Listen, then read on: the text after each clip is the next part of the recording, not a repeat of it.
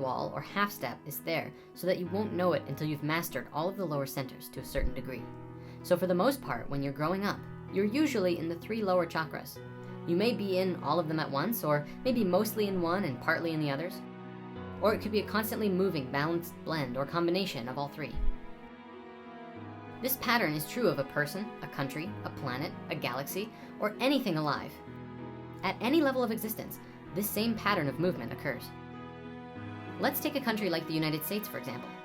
This is a brand new country in an old world.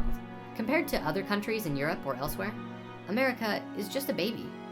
So up until the 1950s, the vast majority of people in America were in one of the 3 lower chakras. Not everybody, of course, but most people.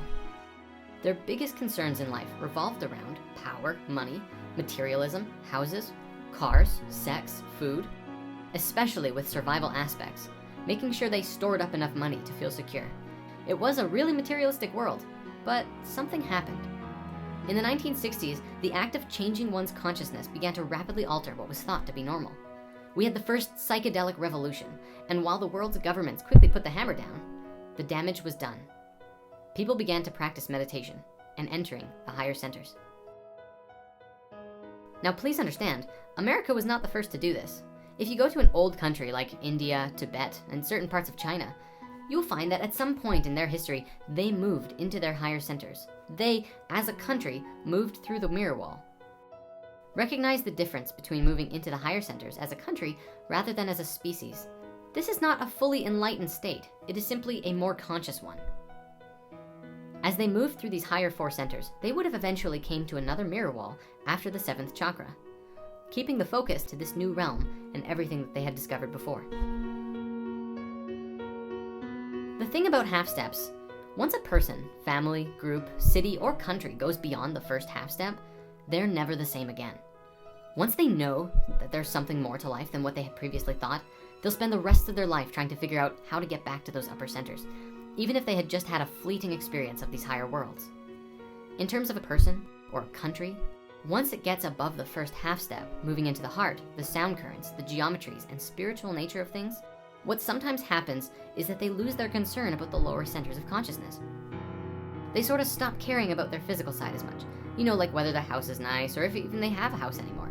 They're more concerned about the information they're learning and experiences that they're having in relationship to the nature of each other and higher consciousness.